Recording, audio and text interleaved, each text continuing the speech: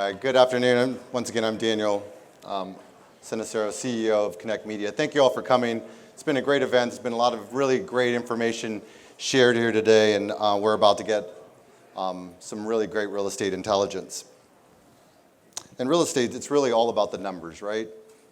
We talk about numbers all day long. We've talked about numbers and cap rates and vacancy rates and all that other good stuff here today. But let's start off with some numbers here. 45 years of experience in real estate. Graduated USC, a SoCal native.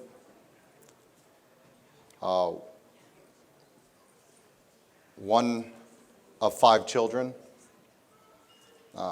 Has 3 children, 8 grandchildren, 26 billion in assets acquired and managed, the 8th largest office owner in the world. Please join me in welcoming my guest, Chuck Schreiber, CEO and founder of KBS. Thank you. Thank you. So Chuck, 45 years of experience in real estate. Tell us how you got started in real estate and tell us a little bit about how you got to KBS, founded KBS. Well, thanks, Daniel. I loved numbers growing up, so my focus when I went to college, I was going to be a stockbroker. And when I was a sophomore, I took a class in investments, and part of it was I had a stock picker. This is in 1971. He was a stock picker, successful, and professor on the side. And so that was the class, was selecting stocks and trends, and I did horribly. And so I thought, how could you do horribly for other people when you can't control the product? And so I gravitated over to investment in real estate, and I started in the brokerage company. I worked with a little company that started in Orange County. It grew to the 2nd largest commercial brokerage company in California. Subsequently, the partners got a lawsuit, and I ended up investing in some development deals. Ultimately, I ended up in 1988 joining the Cole Company, which was a development company headquartered here in Newport Beach, to run their investments. And Cole was a development. They had 7 or 8 different offices, development offices, and I got involved with Cole, fortunately, in 1988. So, speaking about Cole, I mean, the late Don Cole, also the late Peter Bren, 2 legends in real estate, and then having yourself, another legend in real estate, all 3 very strong entrepreneurial minds, very knowledgeable in real estate. Can imagine being in that room. Tell us what that room was like to have those, especially the names that are so staples in Orange County from Don and Peter and yourself. Tell us, what is that room like and the strategy and the conversations? Well, the common link with Don Cole and Peter Bren is they both had great imaginations. They both were really creative. I was fortunate to be Peter's partner since 1991, and he was in New York, lived in New York. Our office is in New York. And traditionally, my daily schedule is I'd have a call with him 7 o'clock every morning. And I traditionally got in the office early. So 7 o'clock every morning, bam, he'd call me. And the great call was Monday morning because over the weekend, Peter was a ferocious reader. And I didn't have time to read it, but he'd already read the journal. He'd read all kinds of stuff over the weekend. Well, he'd come in Monday morning and he'd have 4 new ideas on what we should be doing, on markets, on tenants, on, and so, and Don Cole was similar. I mean, they're very aggressive, and out of those 4 ideas, maybe none of them would work, right? But out of in the week where there'd be a dozen ideas, 1 or 2 or 3 may be great strategies to pursue. And then we pursue 5 or 6 or 7 strategies, and one turns out to be a great success. So that was really consistent with them, and just the perspective that there are wonderful things to do for investors. There's wonderful opportunities. Whether Don Cole was a developer, he thought we were foolish buying existing buildings. I mean, why would you buy an office building when you could build 1 million square feet of industrial space, right? I mean, that was his viewpoint. So he was just so creative, and they both were just great thinkers, constantly coming up with different ideas. And you had to execute. Well, we all did, yeah. I mean, we all participated in that, yeah. So, like we talked about, family, 5 brothers and sisters, 3 children, 8 grandchildren. You're a man that likes a large family, comes from a large family. Family plays a big role in your life and faith. Tell us a little bit about how that has led you to success in your career. Well, I was fortunate to grow up in a family. I was one of 6 kids. How many here are of a family of you're one of at least 5? Yeah, so you know, I mean, it's a blessing. I mean, you have to fight, right, when you're 4 years old to get your 6-year-old sister. But I think parents that raise a family that size have a real club environment. I mean, in our home, there was security, there was safety in our home. I remember even when I was in college, I didn't visit home a lot, but when I go home, I drive up the driveway and wow, it's safe, secure. I had 7 people who would support me there and be critical, but support. So that, as well as respect for other people, respect for whether it's people who are friends or neighbors or community. And so, we're blessed with 3 children. Fortunately, they all live here in Orange County, and they have kids, and so we have 8 grandkids, and we're marketing for more. We had 3 kids, and well, one son has 4 kids. I swear we talked him into the 4th one. And then I was talking to him the other day. I said, "You have such great kids. You should have a 5th one." He said, "I can't afford it. I don't have enough milk in my refrigerator. I can't make it through the week." But we were talking. In hindsight, we should have had 4 kids, just because today in our lives, it's just a blessing to see. I have a granddaughter who's a freshman in high school. Oh my gosh, it's what an experience, because I have more time to spend and observe her than I did with our kids, right? Because our kids, I was worried about the other one, somebody else doing homework. I was worried about somebody else going and spending the weekend with a friend. I was worried about having one of the boys borrow the truck. And so it was wonderful, and it's a blessing. I thoroughly believe that the Lord loves each of us so much. There's so much love. There's so many blessings that we have. And that's an important part of my makeup. I think each of us have talents. And each of us are successful in different areas. And hopefully we're all successful. We'll continue to be successful in our endeavors in our real estate business.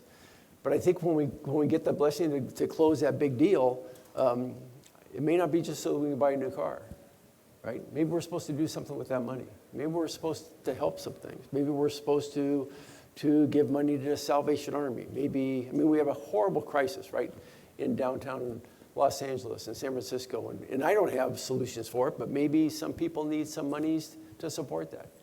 So I'm passionate about those things, of finding areas, right, because we have blessings. Yeah. Thank you.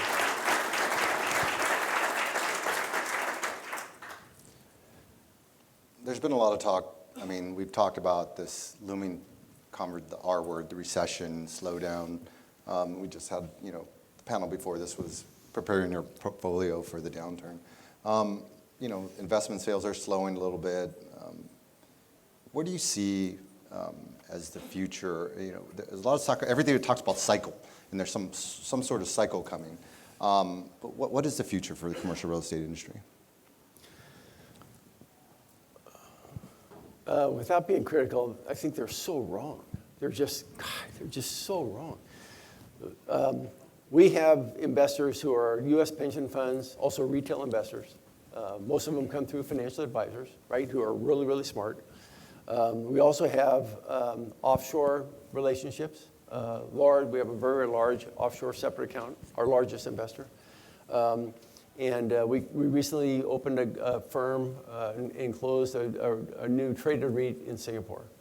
So we have different influences. Our offshore investor is in the Middle East, and they've been investing with us since 2004.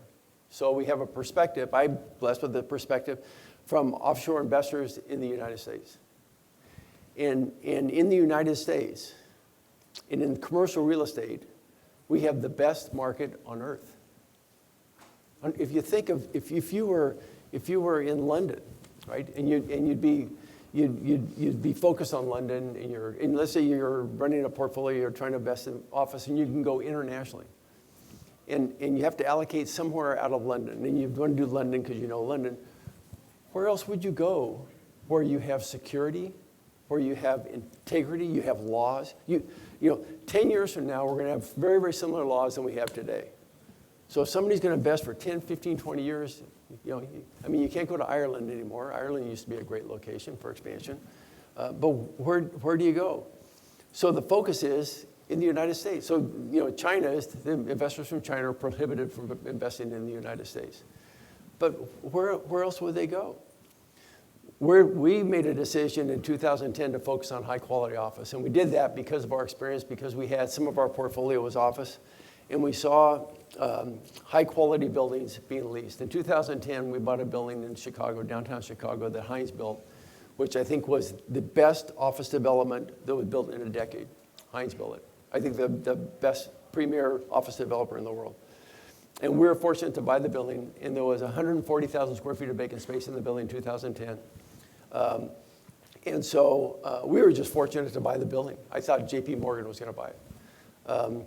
And within the next 6 months, we leased 80,000 square feet. 2010, we leased 80,000 square feet in that building. I had a portfolio of 9 buildings with a state of Michigan retirement system that were 85, 86% leased. I had somewhere around 240,000 square feet of vacant space. In that same period, I didn't sign one new lease. In some of those buildings, in that 6-month period of time, we didn't even have a prospect look at space. They were all suburban office. So we changed our strategy to focus on high quality buildings, and we're fortunate. We have 110 buildings today.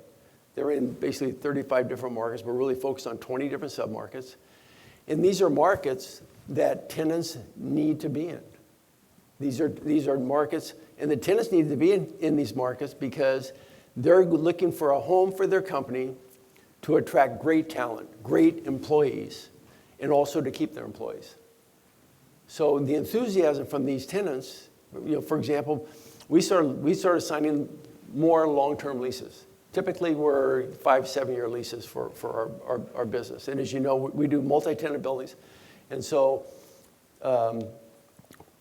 we're looking to own a building where we have the largest tenant less than 20% of the building. But we're looking at these locations near universities where these tenants need to be, 5 to 7 years. So we started signing longer-term leases a year ago. And so I started tracking in our portfolio. We signed leases of almost 3.5 million square feet, 59 different leases since January 2018. The average size, 60,000 square feet. The average lease term, 11 years. Those are 59 different tenants. Well, let me tell you what, those 59 different tenants don't think we're going into a recession. Right? And they think they're in the building. They think they're in the building that is a proper building for them to grow and to attract talent and to keep their talent. One area they talked about what the bubble is. One thing that I haven't heard discussions about are as these companies grow, where are they going to get their employees? Right? They're drafting them out of the universities, but where do they get that 28-year-old talented engineer that they need to run a division because they're not in that marketplace, right? Because they were hiring. Apple expanded into North Carolina, into Charlotte, North Carolina. They took the first phase like 280,000 square feet, and their plan was to hire somewhere around 500-600 employees in Charlotte. So I'm interacting with the investment broker or leasing broker representative, who's a brilliant person. And I said, so where are they going to get these people? They're going to hire 500 people, 600 people. He said, well, they're already in the marketplace. I said, well, it's full. There's no unemployment there. He goes, no. You don't understand. Apple pays $95,000 to $100,000 a year for their employees. The people who are in the marketplace are earning $65,000 to $75,000 a year. They're just going to take them from other firms. I said, those other firms are my tenants. Are you kidding? So what's going to happen? Right? That's the area that I see is at risk in some of these markets. These companies can't expand. So they go to Nashville. They go to Salt Lake City. Fortunately, they can find those employees. But I think the market is, and again, I mean, there's suburban office markets that I had great faith in, 12, 15 years ago that are just horrible and will remain to be horrible. We made mistakes owning buildings there. But in some selected markets, the market is terrific. So you talked a lot about, location, right? It's about buying the right property, buying the right asset in the right property, and admitting when you've made mistakes. But tell us, on the property type, why office and nothing else? Dodd-Frank. The Dodd-Frank rule has helped us. Peter Brennan used to say, I should host a dinner for those characters. I should. Because what they did is the government got involved in bank regulation, right? And so beginning in 2009, 2010, it's almost impossible, with the exception of the Irvine Company and Hines and some major developers, it's almost impossible to get a construction loan on a spec office building. Which if you go back 15 years ago, somebody would come on, they'd design a building, it'd be an $80 million building. They'd underwrite it to where it's going to be worth $95, $100 million when they're finished with it. It's $80 million cost, they'd get a $70 million loan, $68 million loan, right? So the developer's putting, how much, 15%, 10% in? All of a sudden, if they could get the loan, today, if they can get the loan, it's a 50% loan. So we're involved in the development business or funding developers because the developer wants to do 3 or 4 buildings and he doesn't have $200 million to do his 4 buildings. Right? One of the first buildings we were involved in was Raleigh, North Carolina, and the building was 70% pre-leased, and it was a $105 million deal, and the best the guy could get was a $50 million loan. Are you kidding? For a 70% leased building? So we have a pension fund came in, and they would have done it all cash. It was such an attractive project. So what we have in these locations for this product type, there are not enough buildings. So we have a reappreciation in markets right now going on. There aren't enough buildings in these markets. There's enough buildings in Schaumburg, Illinois. Right? Right? But there aren't enough buildings on the west side in downtown Chicago. There aren't enough buildings in Salt Lake City. There aren't enough buildings in Portland, Oregon. There are in Seattle because the city's kicking them out, but there are not enough buildings in Bellevue, Washington. There aren't enough buildings in San Jose. So Dodd-Frank. I've had the pleasure of working with KBS over the last few years and working with a lot of the team members and the employees, and there's a lot of really long-term employees there, and just a great synergy amongst the team members. The culture is important to you. I know mentoring is important to you. Tell us a little bit about how you set an example yourself and a little bit about how you coach people into mentorship. I'm blessed with a team. I have about 10 people that report to me. And early on, and my dad was a great manager of people. He was in the wholesale meat business, if you can imagine that. But he was a great manager of people and had great relationship with the people who worked for him. But the team that I have surrounded me are for every one of their disciplines, they're better than I am. So, I should be up here, you're talking about how much business we've done and the successes. There should be 170 people sitting up here in front of me, because they did the work. They make it happen. But a couple fundamentals that I have in dealing, really 2 points, is we're regionalized. So we don't have portfolio managers. We have regional presidents, so we're market specific. So Rodney Richardson is regional president for Western United States. And when Rodney or whomever, when I hire people, I say, I've got a couple policies. One important policy is don't bring me a problem without a recommendation. Right? Just don't, if you have an issue, figure it out, and then come and discuss it and make the recommendation. Everybody violates that. Everybody comes in. Really. So they come in a month later and they say, okay, so we've got this project, and so here's the financing, and we get right. And so MetLife wants to do this. There it is. And I said, well, what should we do? Well, no, that's why I'm coming. I said, remember on the 10th of July when I hired you? I told you, right? So, and the point is this, is because I can solve this problem for you. But if I solve this problem, I don't need you. So here, let me give it back to you. I'll see you tomorrow morning at 9 o'clock. And if you don't have an idea by 9 o'clock, call me and we'll do it at 1 o'clock, really, right? And so that's our policy. That's the way we rule. And I want the people who report to me to manage their staff in that manner. The problem is you can't say no. The problem is if they come back and say, okay, this is my solution, you can't say, that's a dumb idea. So it takes more time to management to say, well, if you thought about that, you have to have a flinch, right? And you say, well, if you did that, then what are the fees? What's it, right? You kind of walk through and get them to that. But with that, you get people to run their own shop. I mean, like, I have people come in who I know or who are related to somebody I know, and they come in and they're looking for a job, and they say, yeah, I want to be an asset manager. I said, great, so what are you going to do? Well, I want to be an asset manager for your company. I said, gosh, it's great. You're sharp, man. You look good. So what are you going to do? Well, I'm going to manage properties. I said, God, great. Okay, thanks. Right? Because what I want is I want somebody to walk in and say, I've got a great idea. Right? I'm talented. I'm educated. I'm smart. I want to be an asset manager. Let me tell you why I'm going to make money for KBS.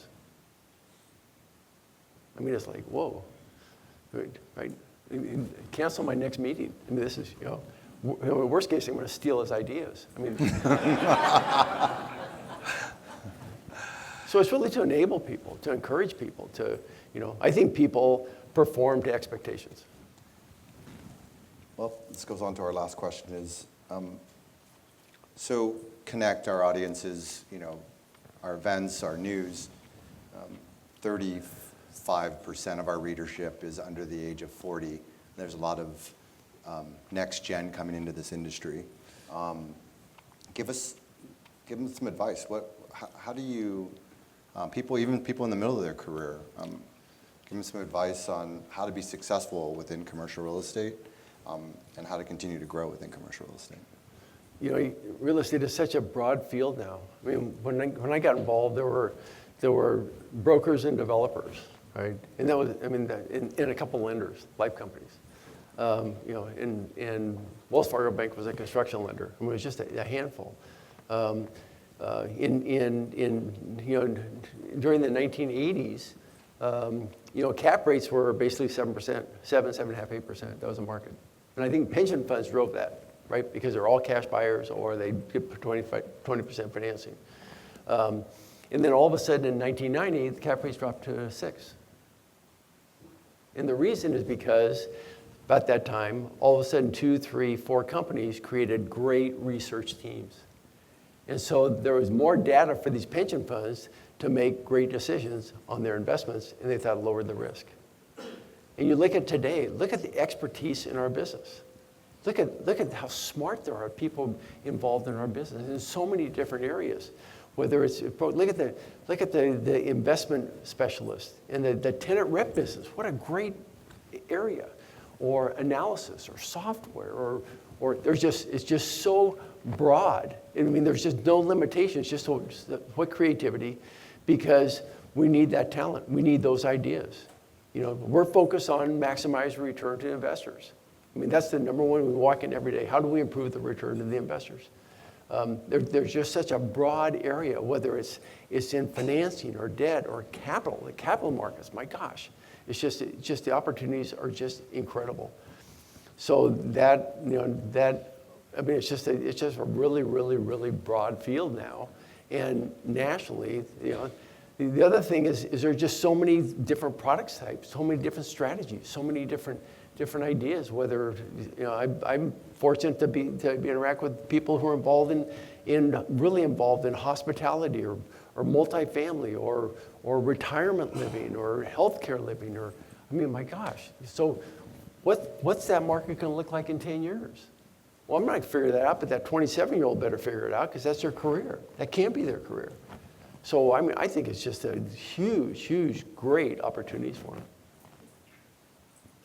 Well, Chuck, this has been amazing. I feel like I've been enlightened. I know I've been able to work with you the last few years, but I'm so happy that the audience got to get into your mind and experience what a great person you are and what great you've done for the industry. So please join me in welcoming our guest, Chuck Schreiber.